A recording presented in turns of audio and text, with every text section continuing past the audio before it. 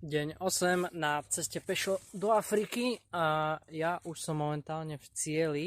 Som na konci mesta Eisenstadt a podarilo sa mi vybaviť takéto krásne miesto pri areáli s tenisovými kurtami.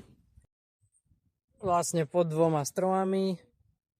Tunak je hlavná budova a tam vzadu sú tenisové kurty.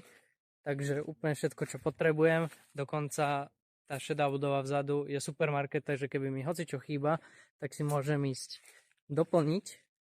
A takýto krásny výhľad. Tunak už sú tie tenisové kurty. A tunak dneska prenocujem.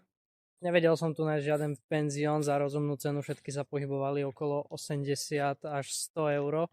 Čož mi príde až moc prepálené a ak o jednej noci toľko platiť som nebol ochotný. A čirou náhodou na Google mapách som narazil na tento areál a bolo tam telefónne číslo, tak som zavolal a opýtal som sa ho, že či nemôžem v blízkosti areálu prestanovať a prekvapilo ma, bol veľmi milý majiteľ. Opýtal som ma, či niečo nepotrebujem, povedal, že keby bol nejaký problém, tak mám mu zatelefonovať a týmto spôsobom by som sa mu chcel poďakovať, jak si toto pozrie, lebo vedel aj trochu po slovensky. Každopádne zajtra sa vidíme a pokračujeme.